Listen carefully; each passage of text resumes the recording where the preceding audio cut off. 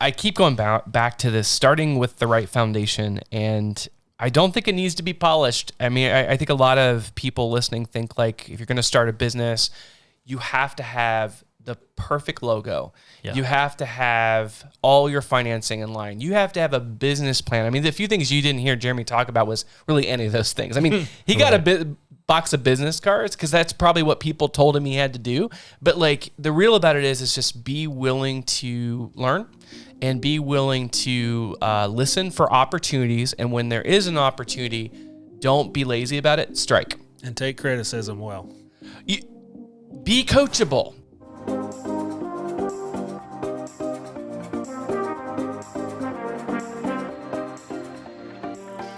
Hey everyone, my name is Ethan DeLeon, and I'm here with our founder and CEO of Small Nation, Jason Duff. Joining us on the show today is entrepreneur Jeremey LeVan and president of LeVan Excavating. We want to welcome you to the Small Nation podcast, where we share some of the valuable lessons with what we have learned about entrepreneurship, real estate, economic development, and more. The point of this podcast is to create value for you, the listener, and create a space to learn, talk about what's trending, and inspire others. Thanks, Ethan. Yeah. Hey, Jeremy. Welcome to the podcast. Thank you. Thanks for having me. Great to have you today. So we have been talking over the last few podcasts. We've met with economic development professionals, investors, folks working in government, and a lot of the projects that happen. You know, you look at the finished project and you see a building that's new construction that's been put up. You see a building that's been renovated or revitalized, and there are lots of different people that are a part of the construction team that make it happen. Why I'm excited to have Jeremy today is he is a guy that plays in the dirt. We do that. I mean, he literally built a business playing in the dirt. And, you know, we were talking earlier as he came in today, and you know, many people know my family background. I grew up in family business, and we share that as well. There are lots of great things about working with your parents and grandparents and cousins and siblings, and there's some not so great things too that you have to sort out and work along the way. But you know, our family business is we operated a rock quarry and sand and gravel operation, and then when my dad graduated high school, he went right in to say, how can we sell more rocks and sand and gravel, and started a ready-mix concrete operation. So I grew up a lot around those construction materials, and I saw a lot of LeVan excavating trucks coming in and out of our quarry, which we are really thankful and appreciative, because that's kind of feeds the whole small business ecosystem, is that everyone has a job. But Jeremy, I want to hear about kind of your story, is how to be defined as an entrepreneur. I mean, when you're going through school, did you know what that meant, and how did you kind of get started in building and starting your business? Well, it kind of started early. My parents were, business owners in the auto business world. They owned a LeVan's Body Shop. But just, can I interrupt you real quick? Because I this is another thing. So LeVan's Body Shop, when I was 16 years old, and the craziest thing that happened to me, Jeremy, is I went to driver's ed. I had the nicest driver's ed instructor. He put me in the car, and he was so fascinated. He wanted to talk about business. And he knew I was passionate about business, and I wanted to talk about it too. He didn't teach me anything about driving. We went to McDonald's and just sat in the parking lot and talked business on the time I was supposed to learn to drive. Well, I passed my driver's test, which for those that are listening, driver's test, like either you're on and it's like no big deal, or like you don't pass it because you hit those cones. But my first 6 months of having a car, I was in a fender bender, and I got crunched from the front. In unassured clear distance, I was sighted. I hit someone else. So I was so excited to get those wheels, hit on both sides, and I took the car to LeVan's Body Shop. And your parents took such great care of me. The embarrassment of it was no big deal. They got it fixed up. I was back in shape. So that war wound, I got to thank you while you're mentioning that family business. Well, thank you. But yeah, I have three brothers. We were all raised. Like I say, our family was self-employed, had their own business. I think all us brothers would buy and sell. My dad was always buying and selling, whether it be a wrecked car, take it in and fix it up and then sell it. So, kind of on through high school, I really wasn't sure exactly what I really wanted to do.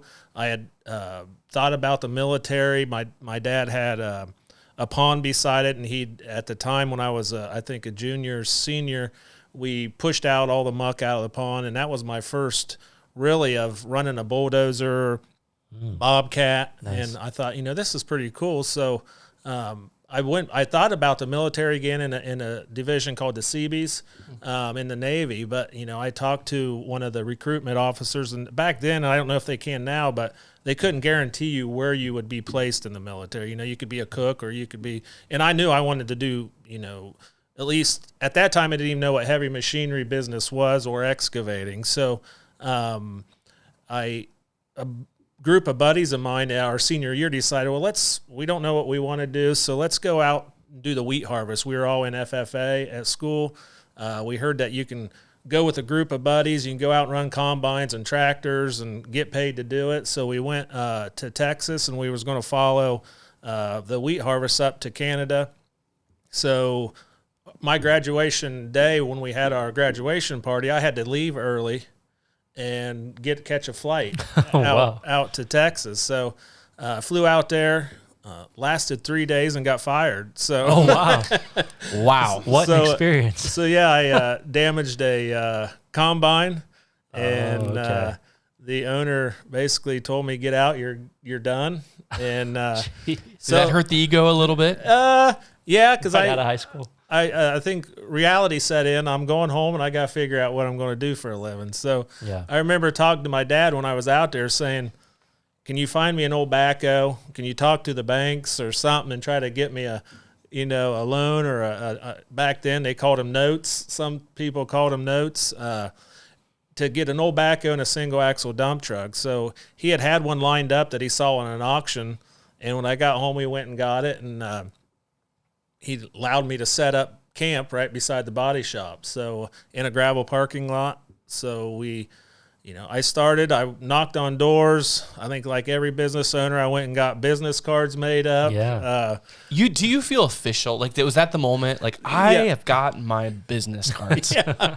I remember getting them. You got a box, and it's like, how am I going to get rid of 10,000 business cards? So, but yeah, I guess I did it a little differently. I would like have a small job, go do it, whether it be farm, agriculture, clearing out some trees that from West Liberty, a lot of farmers. So I would knock on their doors, and then I got to how do I broaden out? So on rainy days, I would jump in the car and go to like R.E. Becker Builders and Unibuilt Homes, America, the larger contractors, and say, who's digging your basements or who's putting in your leach fields, and I would hand them business cards. I did that for the first year, and finally, I have to give a shout out to Ron Becker. He's kind of the one that let me.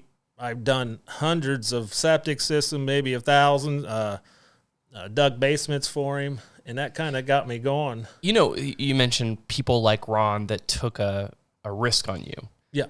What do you think was the difference? And a lot of people that are listening that are trying to find that break or that client. For you, like, how you mentioned how you courted him, but what do you think sealed the deal from him saying, I want to work with this guy long term? I think while we were talking, just believing in yourself that, hey, I can do that, and be, I guess, stern with it, and show him that, give me one shot, and make sure the first shot that he did give you or anybody gives you, that even if you don't know exactly 100% what you're doing, act like it and follow through, right? And follow through with it. Even if I remember I had a laser, a rotating laser, and I set it up on a project. I didn't even know that you could tilt them or how you get them level at that point. But you'd call your dad, or at that time we didn't have YouTube, and you'd call a friend that might have set it up. So I just think being straight up with them, and there's a lot of people that write estimates and will say, hey, I'll do this work, this scope of work for this price, and the estimate gets signed. There's a lot of people that then don't even return the phone call, or don't even meet the deadline, or don't even, they don't do quality work. And I think what I hear from you, Jeremy, is like even though at the time you didn't have maybe all the education, knowledge, but you were upfront and honest with your customer, and you got it done. Yeah. And I think that so many people, when they first start out, where they sacrifice is they overpromise and underperform. And especially when you're younger, when you're first starting out, people are really forgiving if you'll just say, listen, this is what I know. This is what I'm really good at. I'm going to do my absolute best work for you.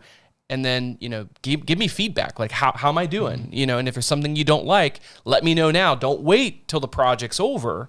Yeah. And then we got some big conflict or issue, like, let me know now. But that sounds like that relationship was pivotal for you to grow and scale. Yeah, that one client. Yeah. And one thing we've always prided ourselves on, I always, in some of our, the guys that work for us, even though we'll be on a job site, and I always try to do one thing more than what we were supposed to do that we quoted, whether it be, go help the mason clean up, or, if they got an extra bit of parking lot that, hey, if you have extra stone, can you smooth this part of the parking lot up? So we try to do, a little more than what we've, guaranteed the customer. So, and it's always, I've always been a believer, you pay forward and it comes back to you. Yeah. And, over time, that reputation, especially coming out of a small town, is going to, well, your currency is your word. So if you take advantage of one deal and other people talk about that, then you're out of business. Like, yep. Word travels fast. Yeah. That's true. So that's how you got started. What year was that? Did you? So that was 1995. 95. Yeah, the year I graduated, the summer of 95. Nice. Yeah. And then since then, how have you grown, scale your business? Obviously, you're still doing it today. So yeah, so tell us about that. We were into residential. Actually, it was just me at the beginning, and then I brought on a real close friend that worked with me. Now, wait a minute. Let's just pause there. We all do this. When we're first starting out, to grow the business, we try to find other people that we like and that have, they communicate like we do. So we hire our friends, and it's just the journey. The crux of that, it can be great, but it can also be pretty challenging. So for you, like, what did you learn with that?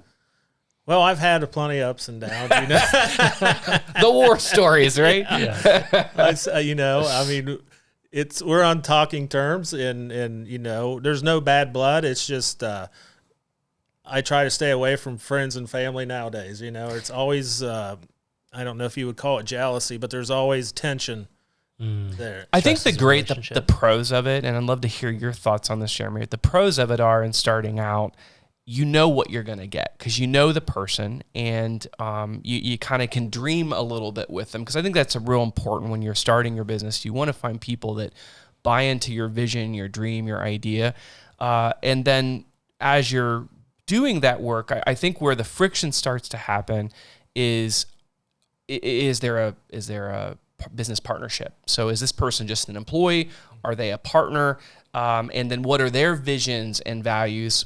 Could be work-life balance, could be family, could be growth strategies. There's a lot of people that are very content keeping a business at a certain size. Yeah. And some of our previous podcast guests we've had on have been some of my original employees that now are business partners, and then some of the guests that we have not had on that were friends are maybe no longer friends. I mean, it's just life evolves and life changes. Yep. And I'm sure maybe, Ethan, you can call some of them to say, let's bring them on to hear all the terrible things. So, yeah. Cool. But it sounds like, you went on to do some pretty cool projects, right? Yeah. So after, doing, I don't know, hundreds or thousands of residential jobs, that was back when they were widening 33. Turn it into 4-lane. Oh, wow. Yeah. And I remember, I don't know why I remember this so vaguely, but I set out on 33 one time, and I thought, how do you get to the size of this company that is bulldozing through these hills? Yeah. And so I started looking into how do you get into commercial work, and then I saw the city of Bellefontaine had work, and where do people even hear from it? So, I just started doing a lot of research. Found out the first stumbling block is you got to be bonded to work for a lot of these big projects. So that started a whole nother, how do you get bonded? Well, you got to show a really good financial statement, and it's hard to have a financial statement. It's like the guy that you got to build 5 bridges before I'll give you a job to do this contract to build a bridge. Well, how do you get the first 5 if you can't? Right. So it took probably 5 or 6 years to get to the bonding capacity or the financial capacity where a bonding company would take us on. And the first project that came out for bid that I thought, man, I'm going to do it was the village of West Liberty had brick sidewalks. You tear out all the sidewalks downtown and put bricks in. Had no clue how to do it. So I teamed up with I think I talked with your family, Jason, and they said, call a guy, Rodney Brandt. He knows all about. I remember Rodney. He knows he'd been doing masonry work and brickwork probably for 30, 40 years at that time when you talked to him. So he was an experienced mason. Yeah. So Rodney teamed up with me. I bid it, and he laid all the bricks downtown. So then after that, we got hooked up with a online a company online that publishes, commercial, governmental, municipality projects, and we bid them. You win some, you lose a bunch. So it took off from there. Then fast forward probably 8 years ago, we were doing a project at Vandalia Butler High School. They had a whole football stadium that they wanted bid. So I was crazy enough. I don't know. My wife wants to strangle me sometimes on the project. Should we invite her on the podcast? of the projects, and I'm like, that one's interesting. Maybe I ought to bid on that one. So we'll bid on it, and I bid on a whole stadium. Had no clue. That was when synthetic turf was just becoming popular. Yep. So we bid it. I reached out to a company down in Cincinnati, and will you give me a price on synthetic turf? I know you're a company that does it. I've seen your work or heard of you. So they gave me a price. Well, when we done that project, it was bleachers, stadium lighting, running track. Back then, when we did that project, running tracks have to be the tolerance of like a tennis court. And keep in mind, this is before we had GPS or all that, and we'd have people out there with strings and tape measures, and it took like a week to grade a running track. Nowadays, it's a day's project. So how we got into the turf business was after we got done with that one, the turf company was like, hey, we need people to follow us around to get the turf fields ready. Would you be interested in that? Not crazy enough. Yeah. That's when we're still looking for some work. We're not super, super busy. So while we're doing the excavating, we got hooked up with, they're the Moats Group out of Cincinnati. And once as big of industry as a turf is, it's very small. It's a big industry, but there's only a few contractors in the country that actually do it.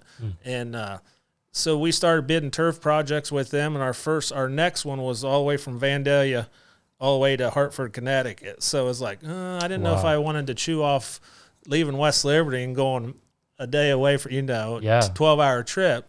Ended up, it worked perfect, and then the rest was history. We've been from Florida, Texas, New Mexico. We used to spend our winters in New Mexico doing fields while it was snowing back here. When they had the oil boom up in North Dakota and South Dakota, we followed that because all the tax money or oil money was going to school, so we started putting fields in the Dakotas. A ton in Michigan, a bunch in Kentucky, West Virginia. So after you open that door, just all kinds of different the thing I hear that from what Jeremy's sharing that I think is a nugget and lesson for listeners is he did that test project, something new where he sought out to learn about the turf, and then the vendor saw his work, how that vendor that he was using their product in it.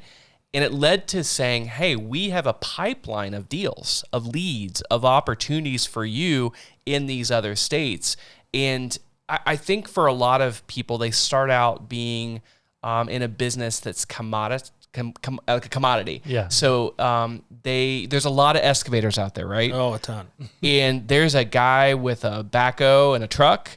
And then there's the professional, and then there's what I would say these gigantic corporate people. So the landscape in the industry is wide and deep, but what I really admire about what Jeremy's done is he listened, and he worked with a partner that sold a niche product in an industry that was hot, but said, I'm willing to travel and do a high quality work, and just using the principles that he learned when he first started out. And I would have to imagine that niche is probably a more profitable niche than chasing the small, middling many kind of jobs that exist everywhere else. Oh, absolutely. Yeah, it's, you said it right. It's a niche, and you get, you make good money off of those niches, but it's the hard part about it, that type of work is you're traveling, you're living in hotels, and getting guys that want to do that. It's hard to take employees from their family, especially if they have families. So we kind of created we give them what we would have if they were at home. Yeah. Offer them everything under the sun that we can. Yeah. And make it worth their time being away from if they have kids, their own bed. And but it's challenging, it's not easy. There's several phone calls, something's broke down 400 miles from home. What do you do? Well, what do you want me to do? When you first started out traveling and getting these big jobs and getting to explore and see other places, were you excited about it? Oh, I was super excited because usually fields go in places that are pretty neat towns. Back then it was, if you got a turf field, you were usually a wealthy village or a wealthy town. Nowadays, everybody's getting them, but it was really neat places in Florida by Disney, and it was Myrtle Beach, and it was, it was kind of touristy towns.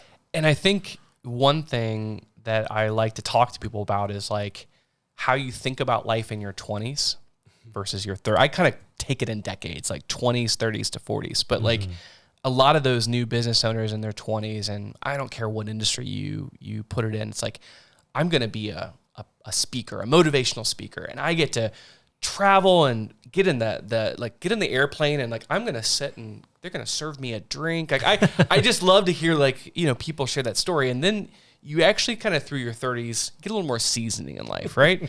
Like where, it's like, oh, this vision and idea of staying in these hotels, and like your airlines get canceled, and you get sick, and you're away. Because I think there's that thing, I want to leave home. Yeah. And so like, is there anything you can speak to like how you looked at life and your entrepreneurial journey like through those decades? Well, it's funny because me and my wife were talking about it. It's like when I first started, it was 7 days a week, and I worked sun up to sundown and go, and I was always looking for the next deal, trying to chase the next dream. You were hungry. I was hungry, and I would try anything once. And now 27, well, this is year 27, you fast forward to 27, it's like, no, I'm not going to take that job, but and I still have problems doing that. I have a very hard time of saying no. There's nothing worse that eats at me than a customer calling and almost begging you to come do a job. You didn't even bid it to them. They're just saying, come do it. We need somebody to do it. And you're like, I can't make it. But then I'll call, I'll wait until I'm by myself in the office and call them back. Do you really, maybe I can fit that in. I love that. And it's a hard to say no. Yeah. So I know, this is still going strong for you, but you didn't just stop with excavating, right? You branched off and did a couple other things. I'd like to maybe touch on those a little bit. Talk to us a little bit about LeVan Investments. So, well, a few years ago. Are you loaded? No. Listen, listen. I love that when you add the word investments, because this is what people, they ask me questions like this too. It's like, fair enough. You must just put the name investments and money started rolling in. This was I imagine it's easy. Yeah. Like, tell us about how you built your investment company. Well, first, I guess what I got to say, the great thing about the US of A, it's so easy to start a company. I think it's $75. You can have an LLC. Now, what you make of that LLC or a corporation is your own destiny. Yep, completely up to you. But, being self-employed, the biggest thing that I always worried about is when is the day that I can turn the light bulb off and say, I've done enough, I've saved enough money. And then it hit me as like, you don't have a retirement, Jeremy. Your excavating is your retirement. So, we made decent money starting out. So I thought, well, I'll get into rentals. Bought some rental houses. Found out very quickly. Aren't people great? You love people. I found out very quickly that I wasn't made to be a landlord. if you ever want to live in an apartment free, come to one of mine, because I went. I never followed up on. We'll advertise that. You get a month behind, I'd let you go get 4.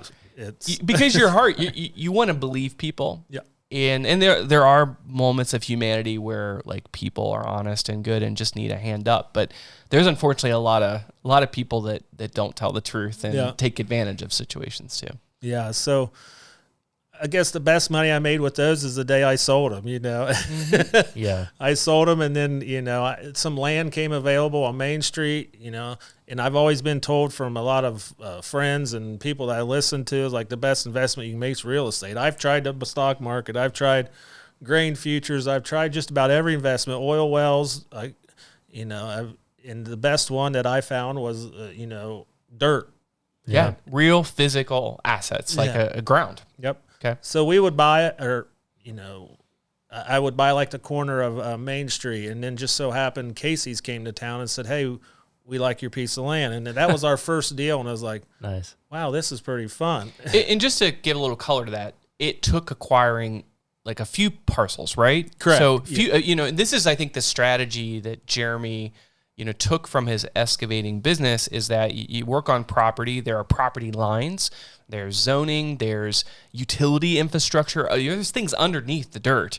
And then there's things like environmentals. Like sometimes, you may not know what was on that property 50 years ago, and you need to, do a little homework and research. But I think him thinking about, I think if I bought this parcel and got an option or purchased this one and this one, then you just got something real to market and promote together. Correct. Yeah, and I learned a lot the first one. When I call them the big guns come to town that that hunt out property. They wanted a phase 1 study. I'm like, well, what's a phase 1 study?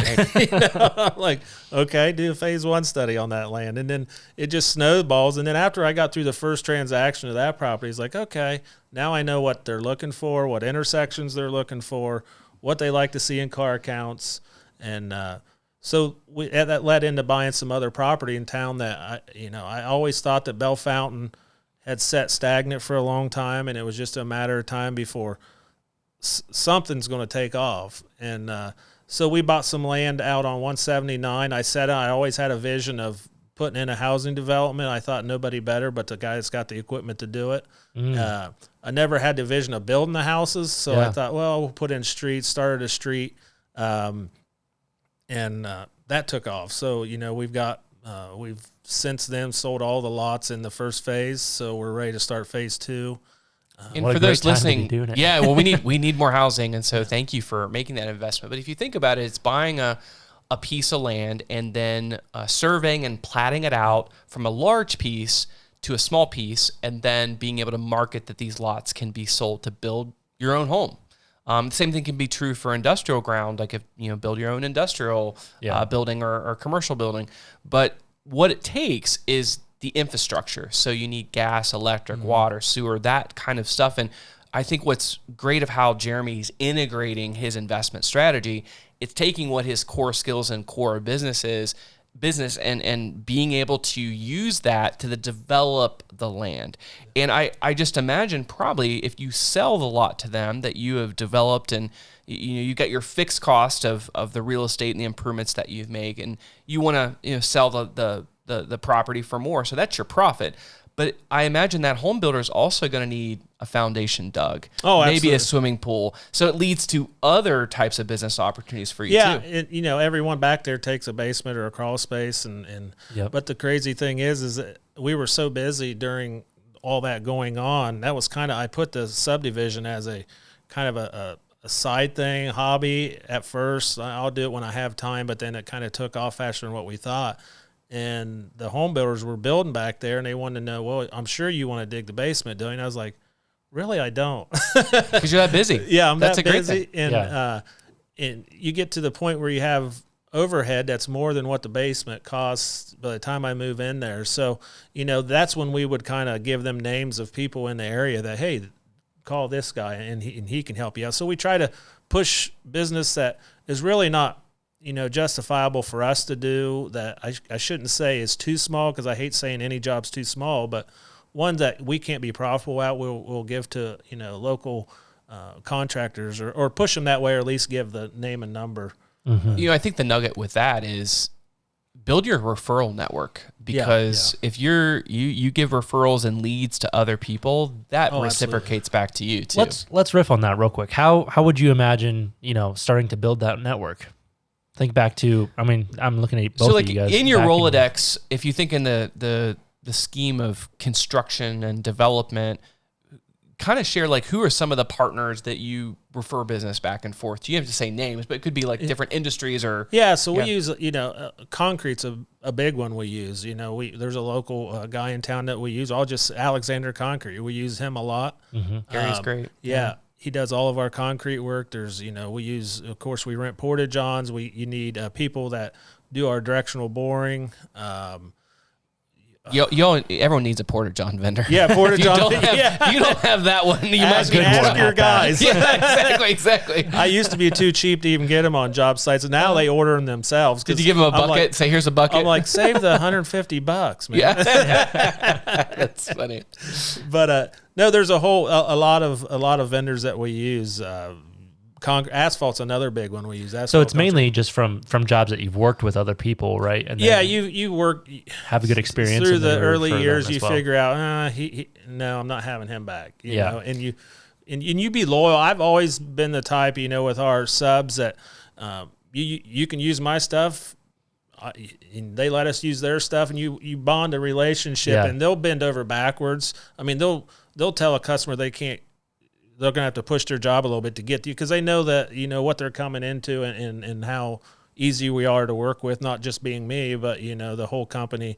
You have a great relationship back and forth. Time is money. And especially in construction, if you aren't coordinated with people that are, understanding the schedule, the deadline, and the bigger vision, like the sharing of equipment, if you got a lift on site or a certain piece of equipment, in a very corporate, litigious liability world, a lot of projects don't allow any of that sharing. So what it does, it takes your project cost and quadruples it. But where I think the nimbleness of a team that has those relationships, they work together, which gives the client a better quality project. It's probably going to get done faster. And because of that coordination, it's probably going to be cheaper for them to get it done. Yeah, and one thing with subs that the ones that we built relationship, you're not keeping score. A lot of what I mean by score is we've had them before. Well, we picked up all your trash, and I'll say, well, 2 weeks ago we stood here and was down, and we don't keep score because we just both do stuff for each other, at the end of the day. And walking around, here in downtown Bellefonte, I often see that with our maintenance and construction teams and our subcontractors, often the lines get real blurred sometimes out there in a good way. I don't mean. And you want to set up those relationships where people are talking and working together. It's not always perfect. But I do think that's where you kind of get your own little, we've used the term mastermind in this podcast before. It's kind of your own little group that's listen, we see what the goal is. I'm going to help you. I might need your help sometime. Yeah. And I like that, kind of not keeping score, but it's just reminding, do the right thing, and when you pay it forward, it all comes back to you. Yeah, it's just funny. I was literally on the phone with a friend today, and he's like, I'm thinking about, we need somewhere just that we can compile trusted people. In my world, it's I just need somebody that I can trust to take on this edit if I can't, do it myself. I don't have the time. So it's just cool. Since I have this opportunity here to have, talk to you guys, I just, building that network. The last thing I want to touch on before we kind of, talk about some bigger picture, topics here is tell us about the Country Legends concert series.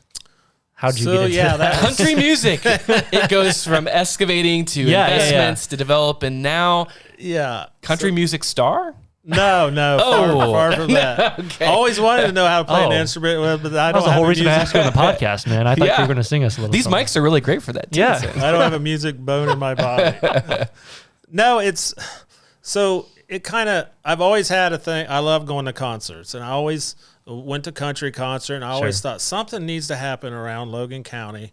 And I'm from West Liberty, and they've always had the Labor Day Festival at West Liberty. And it was steam engines and tractors and the flea market ever since I've been a little kid. And remember, the younger generation is coming up. They need something to do rather than go look at tractors and steam engines all the time, there's nothing wrong with that. But the younger crowd doesn't draw their attention. So I thought, I always wanted to do a concert. And so I started out with one 3 years ago. We had one band, Little Texas down. It was a free concert we just put on, as sponsored by LeVan's Excavating. We put on. Yeah. It was a great success because it was free, but as soon as you start charging for something, you find out who really wants to come to your concerts or whatever festival you put on. Yeah. And next year, just nature of me, we went from one band to 6. So I didn't take a little step. I went from 1 to 6. Yeah. You're leaping ahead. Yeah. So we went to that. Ended up the day of the concert, it just poured rain all day. Oh, and but we had a lot of national acts there. Anything we could do to help the community to bring in, for every person that comes into the concert, or whether it be the Labor Day festivals, probably going to stop at the Shell station on the way home or the way there and get gas, or going to stop at the ice cream parlor and get ice cream, or the subway station and get something. So we're just trying to work with the community, bring commerce in, people in that might have never seen West Liberty before and thought, well, this is a neat little town. We'll come back, when the stores are open. Yeah. So. And I think, my point in, touching on all of these, and I appreciate you sharing your story a little bit, is that, whether you intended to or not, you're an entrepreneur, right? And in fact, you were just awarded Entrepreneur of the Year. Exactly. The official proclamation from the Logan County Chamber. Jeremy is being recognized as Logan County Chamber Entrepreneur of the Year, which is a very big deal. Yeah. And it just goes to show like the journey that you've had. When you were in school, did you know you were going to be an entrepreneur? No. It's still that word is, and I think you talk to people, it's like the identity. It's like that imposter syndrome where it's like, am I really that? But this award is very well deserved. And the other thing just to hit on with creating concerts and events, like you see the benefit of the economic development it's going to do for the ice cream parlor and all the venues and places he was mentioning, but your chance to give back. And I think that's what gets a lot of entrepreneurs. There's a misnomer that we do it for the money.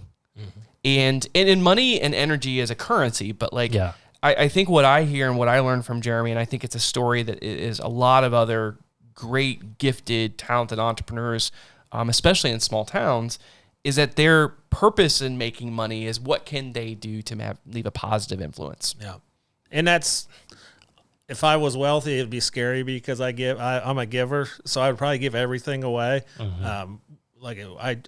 My heart's in West Liberty. We do a lot for Bell Fountain too, but we try to give as much as we can to help the community, whether it be we put in a synthetic turf baseball field for the village of West Liberty for the kids to play on.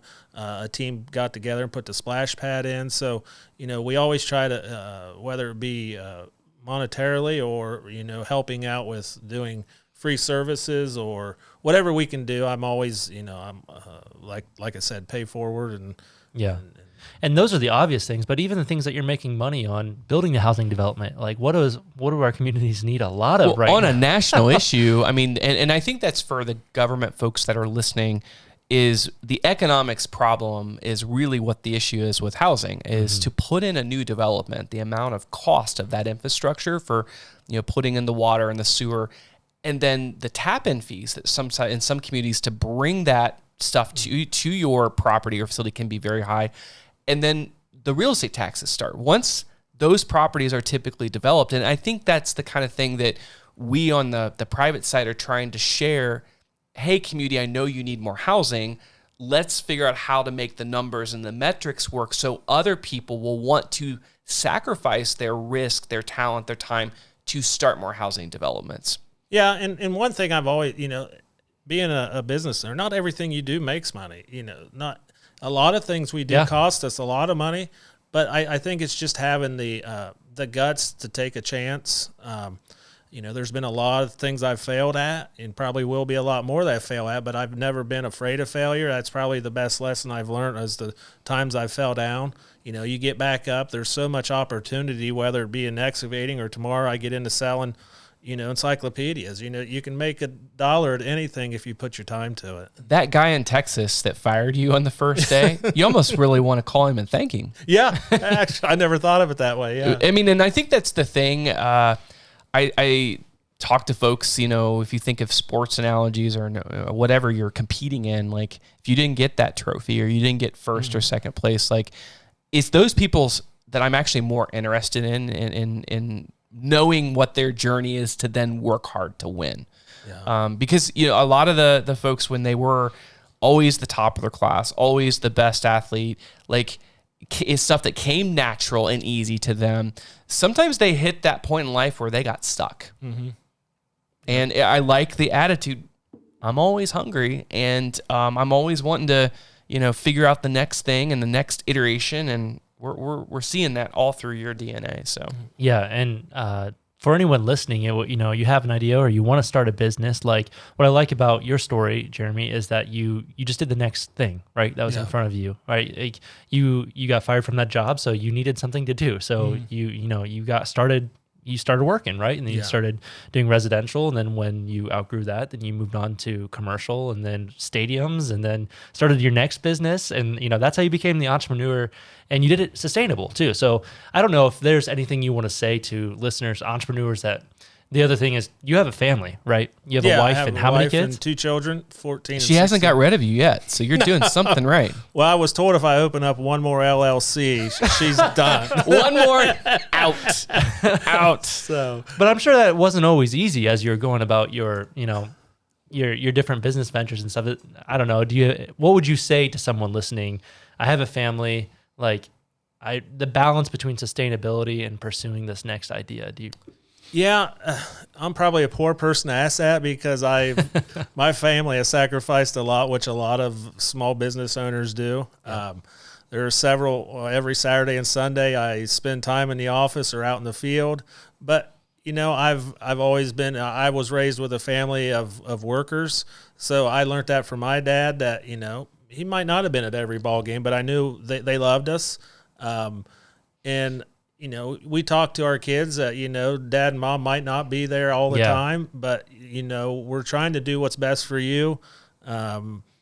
And maybe when we get older, we'll make that up, but it's hard to make time up. But, we're making, there is a sacrifice. And, I appreciate you mentioning that. So like, there was a concrete pour, a big one on the day of my birth, and my dad was late.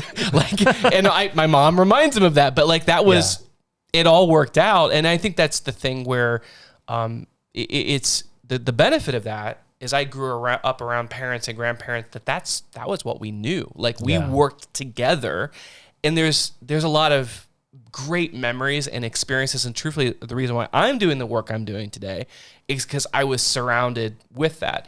But it's not for everyone. No. And I think that's where I've made mistakes is I have taken those values and tried to, at times, force them on other people that is not meant for them. And so that's kind of been a gut check for me. And that kind of starts out when we've hired our friends.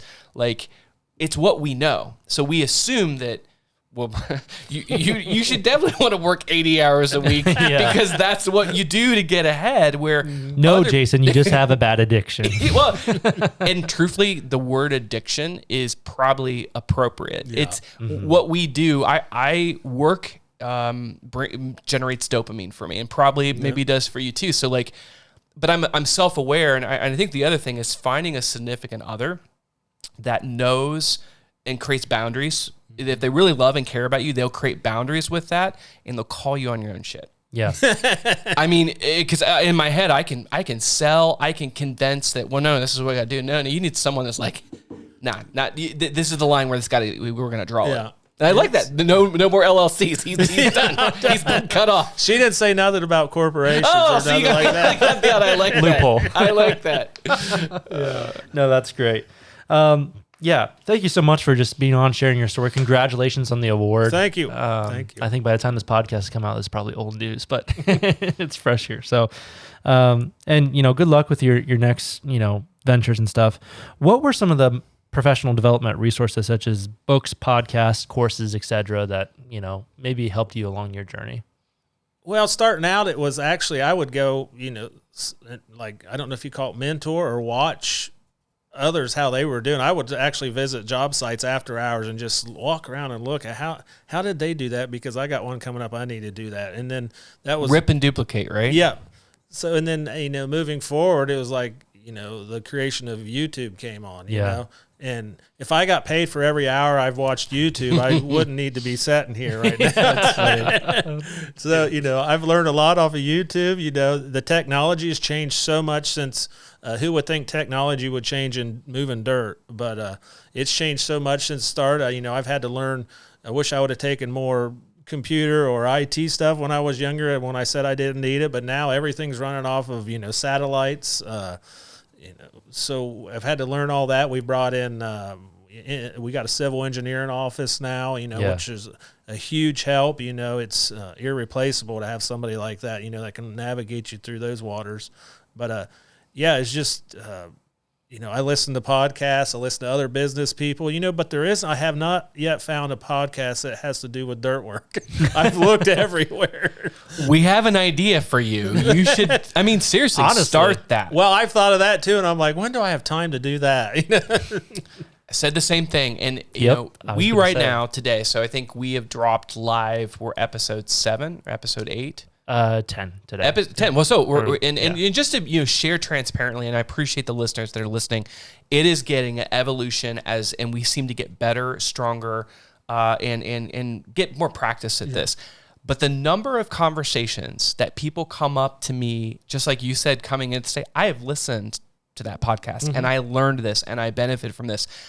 I am getting that feedback everywhere, and it's leading to new introductions, to new business, to new growth. Sure. And so for those of you that are kind of sitting on the line, and we're also now being guests on a lot of other podcasts kind of in similar types of industries too. Yeah. Anything else you want to mention with that? No, it's been fun. I mean, it's not, everyone thinks it's like a hard thing to get into. It's really not. And it's a saturated thing is another thing I hear a lot.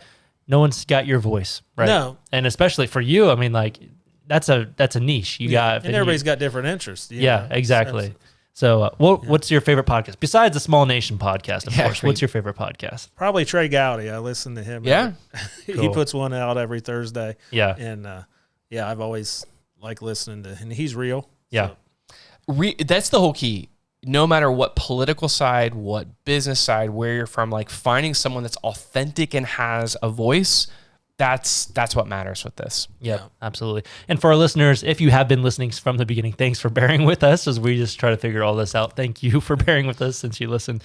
But where can people find you and keep up with what's happening with your business? Well, we have a website. It's LeVan or leiohio.com. Facebook, I need to be better at that. Don't we all? Or maybe we don't. Yeah. Yeah, maybe you need to dial it back. I'm dialing it back. It's one of those things. Social media is awesome, but it takes a lot of time, a lot of mental energy, But the amount of podcasts we, started, and how did you guys first meet? I think it was a Facebook. Yeah, exactly. Yeah. Facebook's a strong tool, but it's just, something I need to, get somebody doing that better. And, maybe that's what I'd force my kids to do, but that's their business. Start them out. Yeah, there you go. Oh, cool. Thank you so much. So at the end of these episodes, we always, give Jason an opportunity to kind of recap or give a little lesson from today. So what do you got for us today? I keep going back to this, starting with the right foundation, and I don't think it needs to be polished. I mean, I think a lot of people listening think like if you're going to start a business, you have to have the perfect logo. Yeah. You have to have all your financing in line. You have to have a business plan. I mean, the few things you didn't hear Jeremy talk about was really any of those things. I mean, he got a box of business cards because that's probably what people told him he had to do. But like the real about it is just be willing to learn and be willing to listen for opportunities. And when there is an opportunity, don't be lazy about it. Strike. And take criticism well. Be coachable. That's huge. I mean, I think, and I wish we could teach more young people that skill because there's so many interviews or, young people I meet that like tell me all the things that they already know. And it's like, wow, that's great. Like, and again, it's kind of that trophy mentality where it's like, yeah, you there's nothing more I can teach you or do for you versus just the attitude. It's like, I'm here to learn. Can you give me feedback? Yeah, that's great. Awesome. And everyone needs to go play in the dirt. All right. Well, thank you everyone for tuning in and checking out the Small Nation podcast. You can find us anywhere that you listen to your podcasts, including Spotify, Apple Podcasts, and even the Small Nation YouTube channel. I hope you were able to pull some value from that conversation. We hope to see you in the next one. If you enjoyed it, be sure to leave a like, comment, or a 5-star review to help more people to discover this podcast. Stay tuned to Small Nation on social media to keep up with all the cool projects that are happening here. And until next time, this is Ethan with the Small Nation podcast, signing off.